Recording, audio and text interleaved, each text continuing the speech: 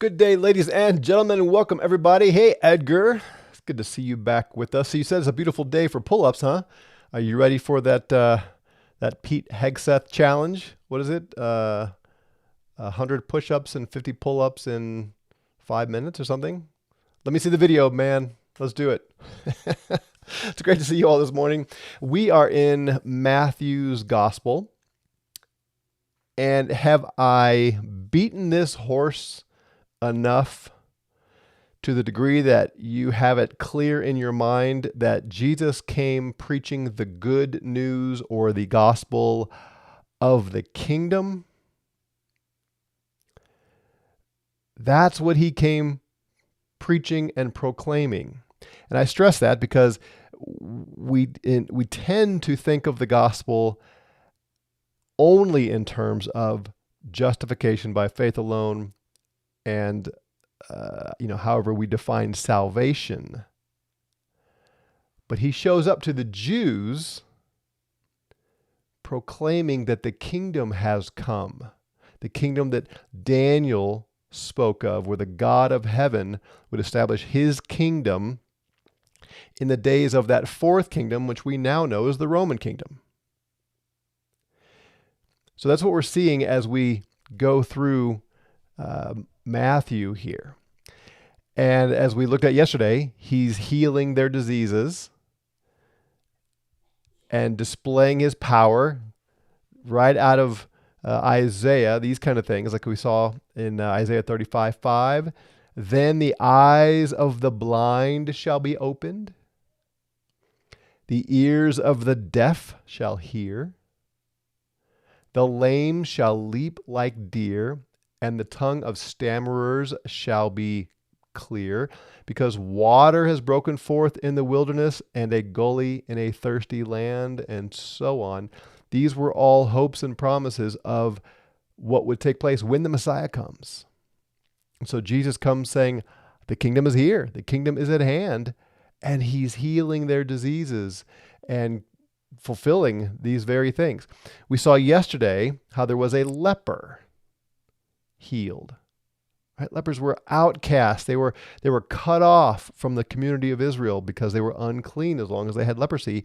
Jesus walks up and touches him and heals him. Then immediately after that, who does he heal?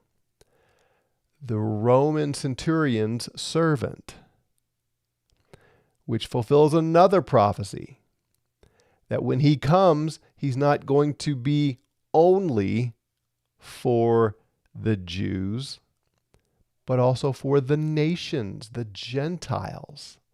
And so here's this Roman centurion, and Jesus commends his faith and says, I have not found this kind of faith even among Israel, even among those who had the prophecies, who were the chosen people of God, who already had the covenants and the promises and so on, who should have expected these things and waited for these things and rejoiced in these things and believed these things. And Jesus says, this Roman has more faith than anybody in Israel. Interesting, huh? All right, so we're going to continue on with that theme here as we get to verse 14. And Jesus, having come into the house of Peter, saw his mother-in-law laid and fevered, and he touched her hand, and the fever left her, and she arose and was ministering to them. There's a couple interesting things about this. Are you aware that archaeologists believe they have uncovered Peter's house? It's up in the Capernaum area, and apparently there was a church that was built on top of it. You know how this goes over time as things just get covered up, and then they built something to commemorate it. Apparently, and it would be interesting to do some more research here, but apparently they believe they've uncovered the house of Peter.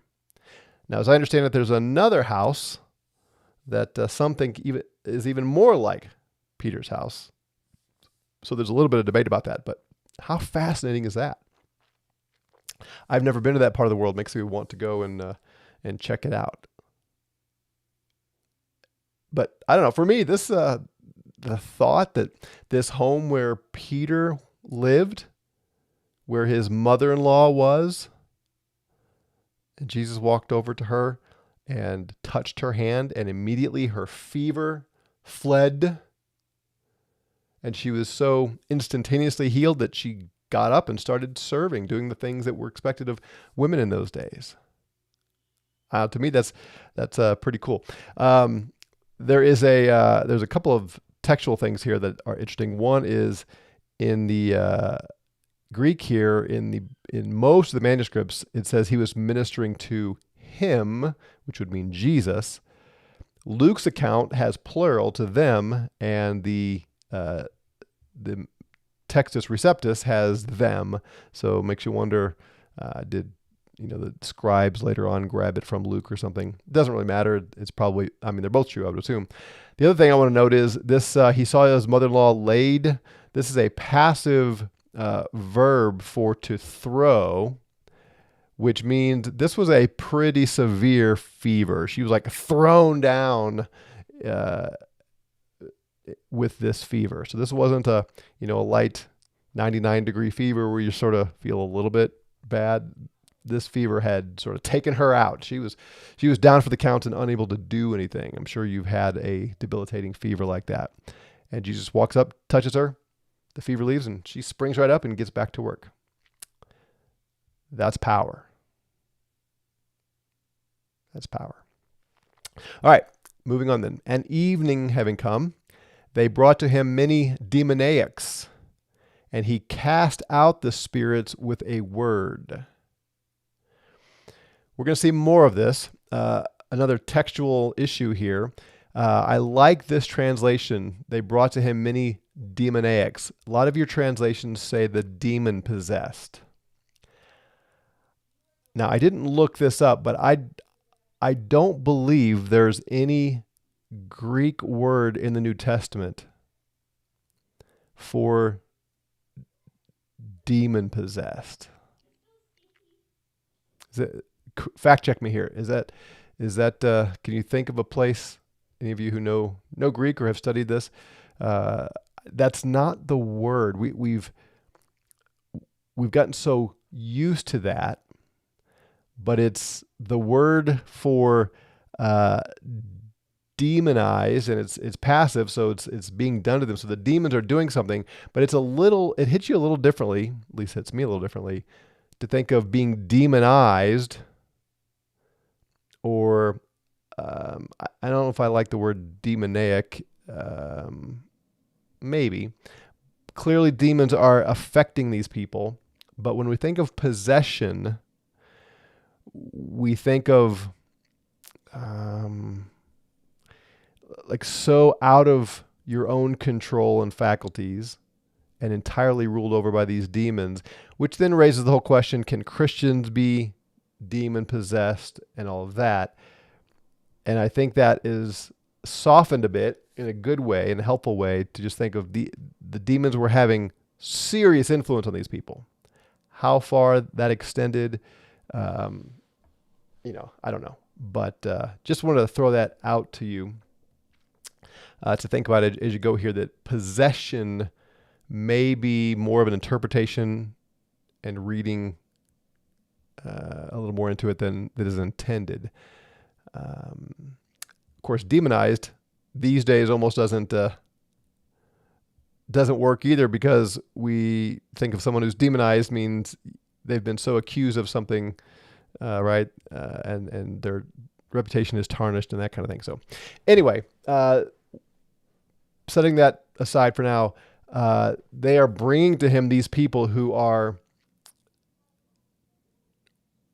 very much impacted by these demonic spirits.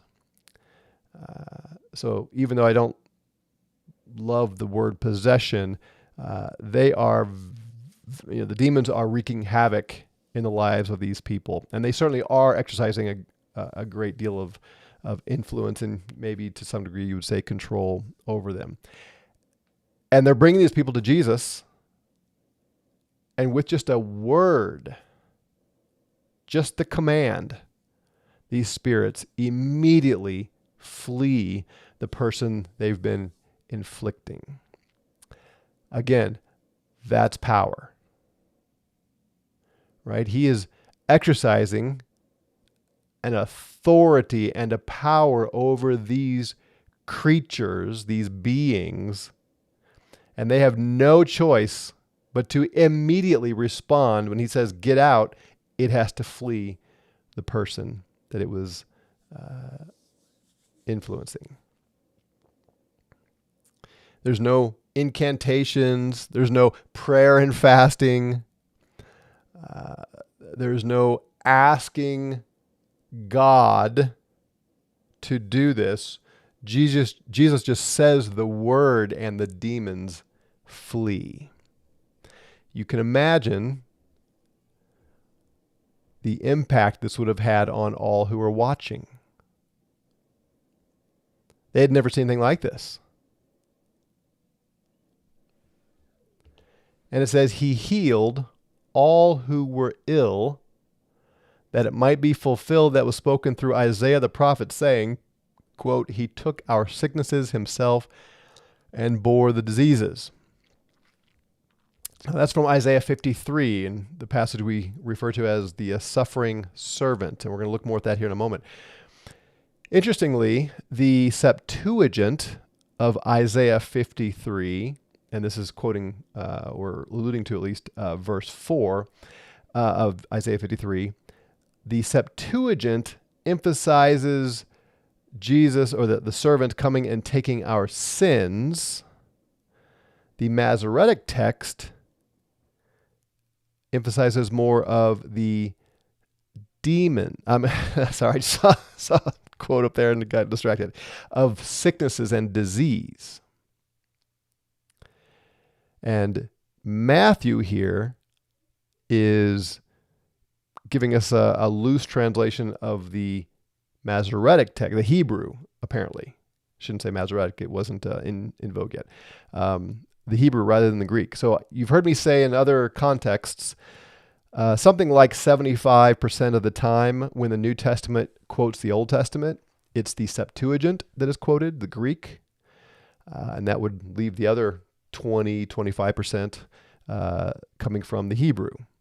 This is one of those times that appears to be grabbing from the Hebrew, and the emphasis is on this servant who would come and take the diseases and the sicknesses.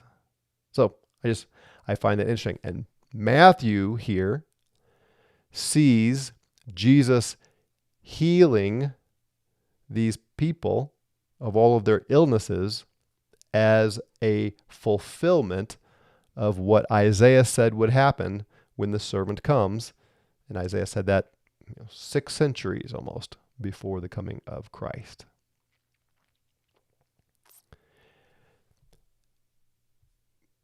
Let's move on a little further. And Jesus, having seen great multitudes around him, commanded to depart to the other side. That's interesting. There are so many people coming now that Jesus decides to go to the other side, presumably of the sea. Why would he do that? Yeah, it's a good question. We're not told here. And a certain scribe, having come, said to him, Teacher, I will follow you wherever you may go. So it's interesting that he's called a scribe. Remember, Jesus has called out the scribes and the Pharisees and told the Jewish people, you must be more righteous than they are if you are going to enter the kingdom of the heavens. So he's painted the scribes and Pharisees in a bad light. Later he's going to call them hypocrites. Well, here's a scribe that is being persuaded by Jesus that he is the Messiah, apparently. Certainly he is. He considers Jesus a great teacher that he wants to follow. And he says, I will follow you wherever you may go. You're going to go to the other side of the sea. I will go with you. And wherever you travel, I'm there. Now, this was common. These are what are called itinerant preachers, um, peripatetic teachers, if you're familiar with that. This was true centuries before in the Greek world. Uh, some of the famous Greek philosophers like Aristotle and Plato spent time as peripatetic teachers where their students would literally leave everything behind and follow them wherever they went. And they would teach as they walked. And so the teacher would go on.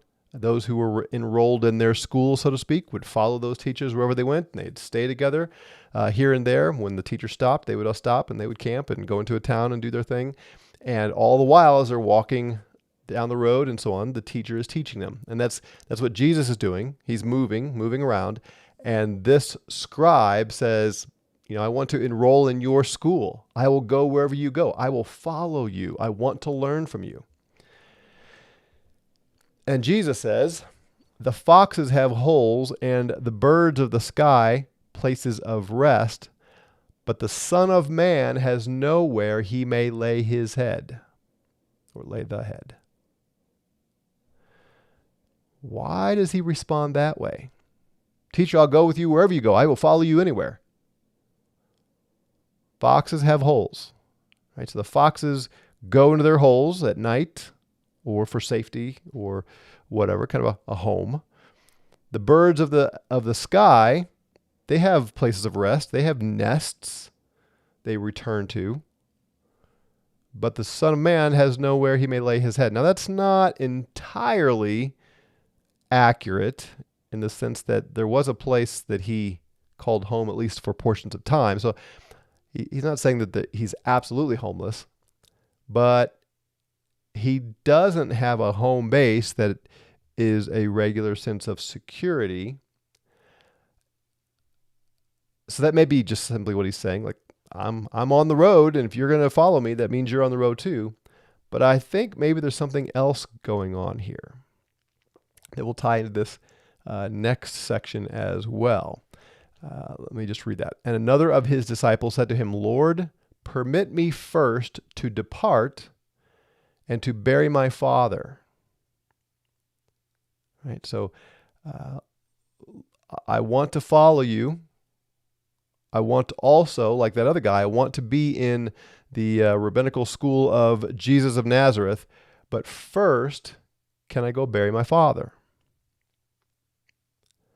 And Jesus said to him, follow me and permit the dead to bury their own dead. Talk about radical. That's a big ask. Right? And it strikes us a little bit as harsh at first glance. So what's going on here? Well, first I want to point out that this is the first time here in Matthew that Jesus refers to himself as the Son of Man. Now, as you look through all four of the Gospels, that is Jesus' favorite way of referring to himself, the Son of Man.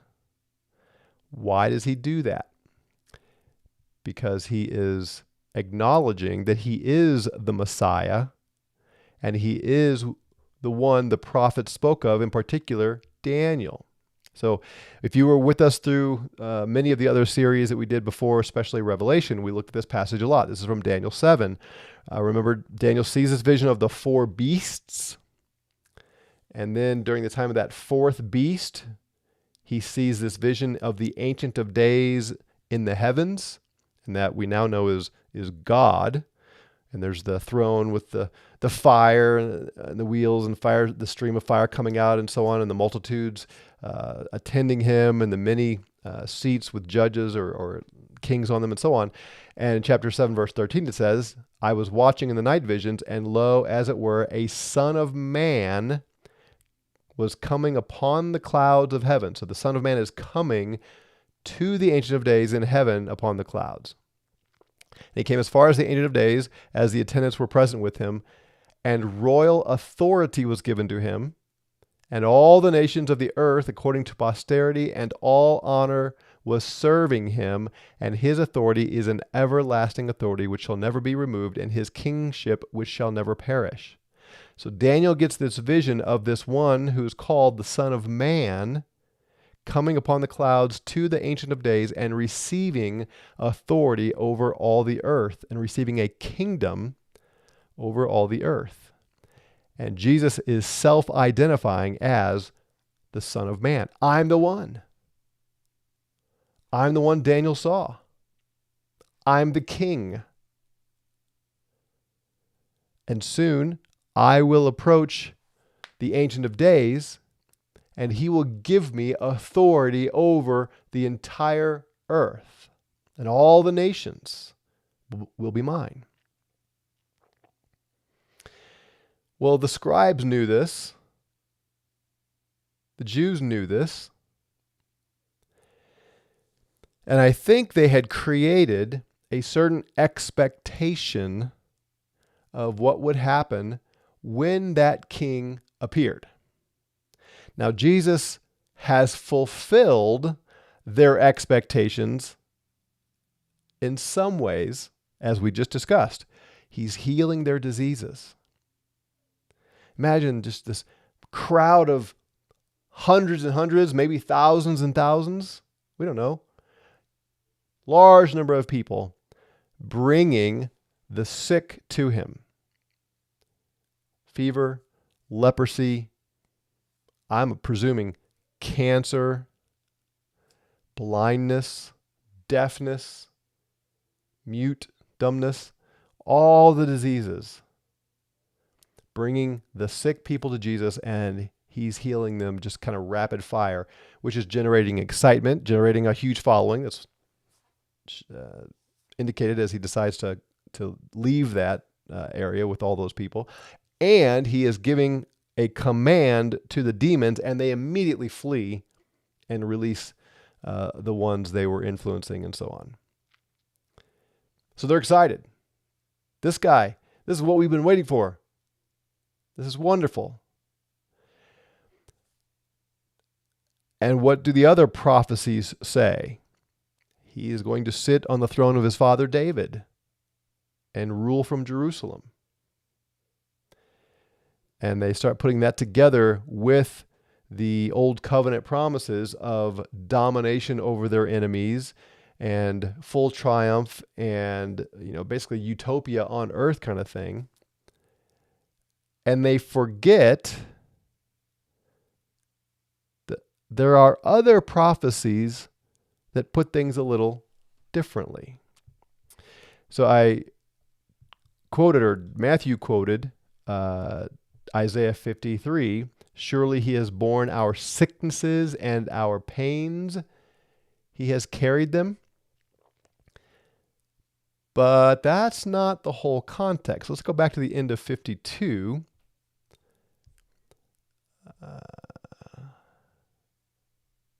We'll start in verse 9 here. Bring forth, sing together, O ruins of Jerusalem, for Yahweh has comforted his people. He has redeemed Jerusalem. So again, this is Isaiah writing of what's going to happen. So imagine you're a scribe or just one of the Jews here following all this, and you have this in mind as he's healing diseases. He's the one. He's the servant. He's the coming one. So this is great news. The ruins of Jerusalem are going to be rebuilt. He's going to comfort his people. Yahweh has made his holy arm bare. That's his strength. Yahweh is coming with strength. Before the eyes of all the nations and all the ends of the earth have seen the salvation of our God. You see how big and powerful this is? You can see why they'd be getting excited. Turn aside, go out from there. Do not touch the unclean. Go out from her midst. Be pure, you who are carrying the weapons of Yahweh.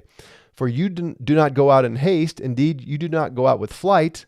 So when this all happens, they're not going to run and flee. They're in control. They're in the position of power. For Yahweh is going before you, and the God of Israel is gathering you. Behold, my servants act wisely. He is high and has been lifted up, and he's been very high. So this servant is coming, and he's going to be exalted to the throne. How exciting is this? As many have been astonished at you, his appearance so marred by man, and his form by sons of men. What? Do you see how that sort of comes out of nowhere? The servant is coming. He's exalted. He's king. There's security and safety and power and no need to hurry. And yet people are astonished at this one who's coming because his appearance has been marred by man and his form has been marred by the sons of men. What do you mean his appearance is marred? This is the king. This is the Messiah. He's going to reign and rule. He's going to crush his enemies. How do they mar him? So, do you know what the word so means? The Hebrew word and the Greek word both mean in this manner or in this way. In this way, he sprinkles many nations. In what way? By being marred by men. Do you see the significance of that? These scribes were expecting the Messiah to come and heal all their diseases and triumph over their enemies. What they were not expecting was the servant to be marred by men, even though the prophecy plainly says that. Yeah, very good, Kathy. Very good. And in the way of that marring, he sprinkles the nations.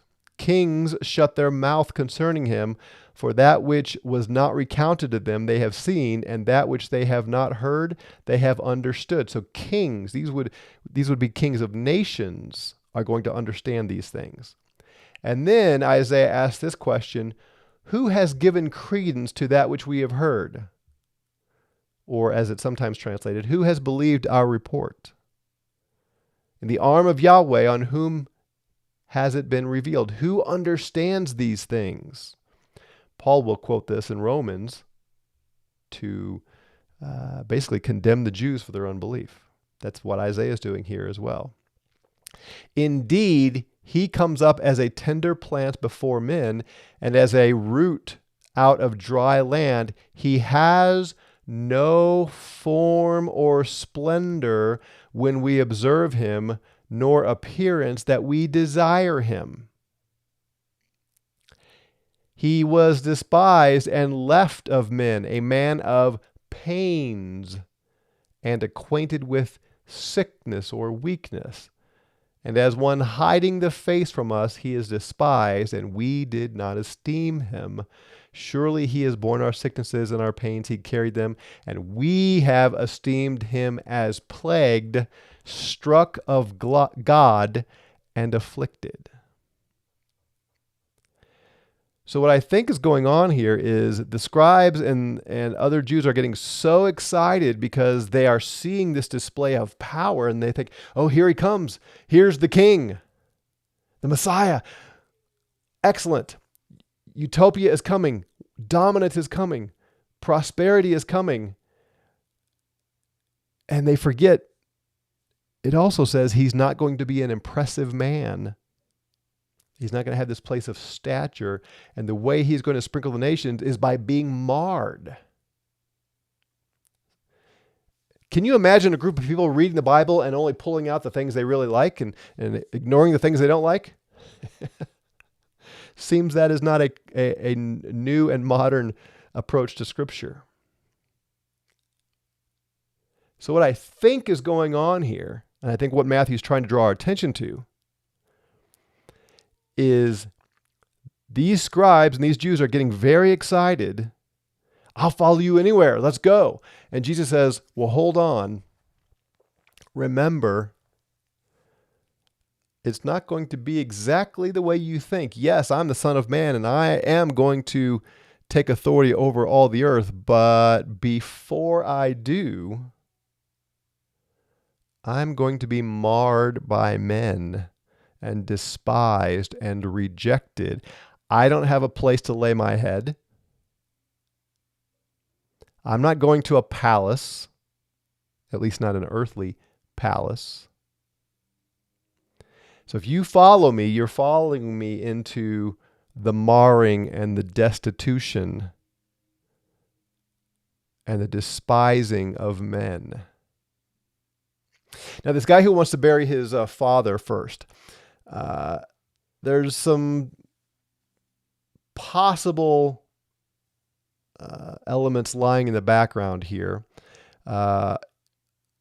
It was a common practice in this time for someone to die, and then a year later, for the family, and the burden usually fell on the firstborn son, to take the bones of the person who was buried and bring them back to their homeland, kind of thing.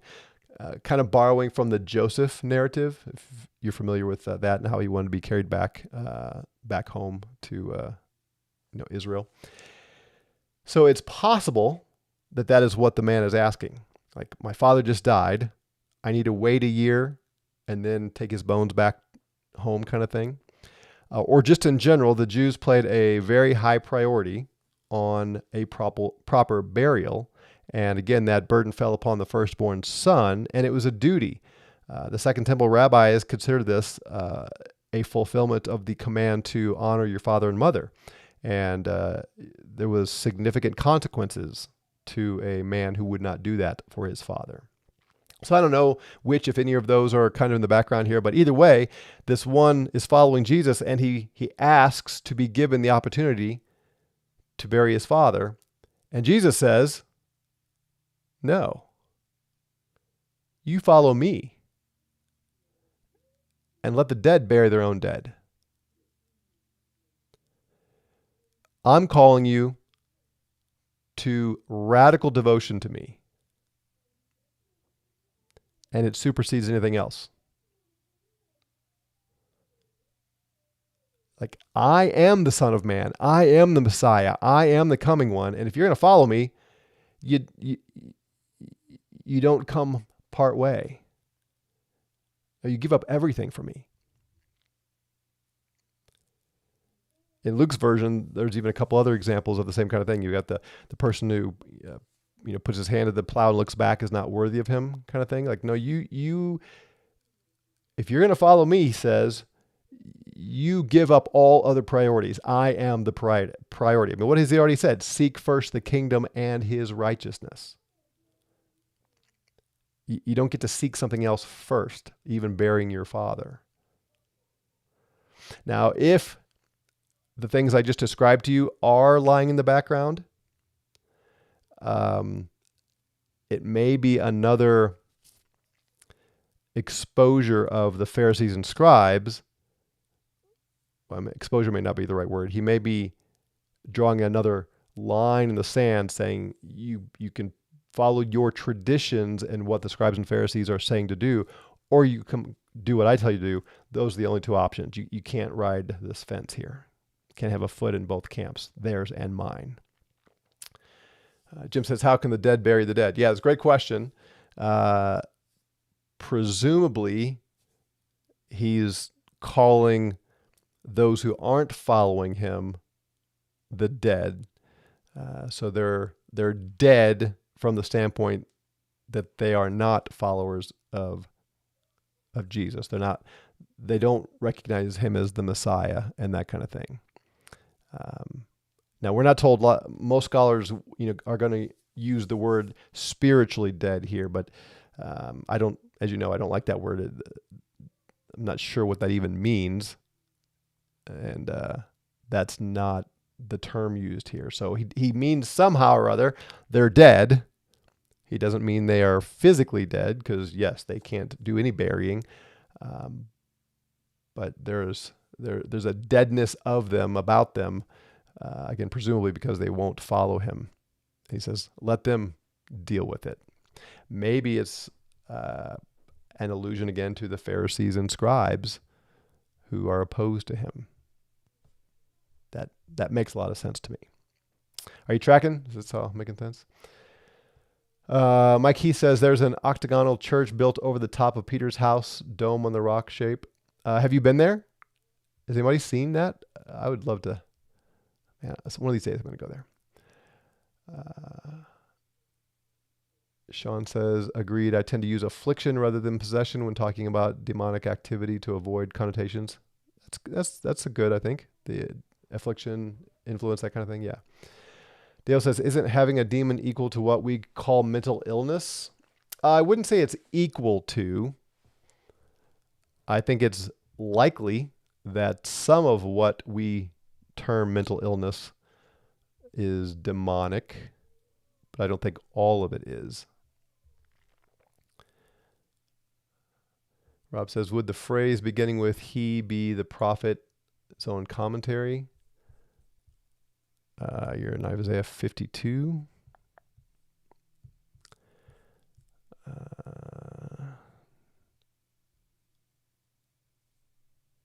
53. Or you're in 52. 52:13. Okay, let me back up. Behold, my servant acts wisely. He is high and has been lifted up, and he has been very high.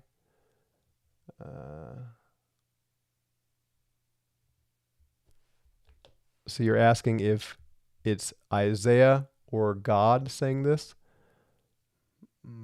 I think it's God.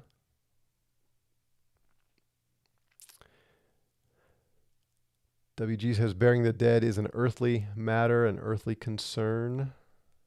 Yeah. Jesus doesn't call them to abandon all earthly concerns. RM says, doesn't Jesus mean they were dead in their sin and trespasses? Well, maybe. Again, that's what I meant by we've been told that's what dead means. But that's not proven here. So I'm always warning you, don't import things you think you know from other passages into these. What's in the context, that's the most important. Rob says, verse 15, so he sprinkles many nations, kings shut their mouths concerning him. Are you talking about the first he, that he sprinkles? I see. Yeah, maybe. Verse 15 may be Isaiah's interpretation. Yeah, that's fair. All right, we're going to leave it there. Keep reading ahead with this in mind and just realize all the way through Jesus is setting himself forth as the Messiah and regularly, continually fulfilling prophecies and calling people to choose. Are they going to follow him or the way of the scribes and Pharisees and so on? So we'll see this more and more. All right, have a great day, everyone. We'll see you tomorrow. Grace and peace to you.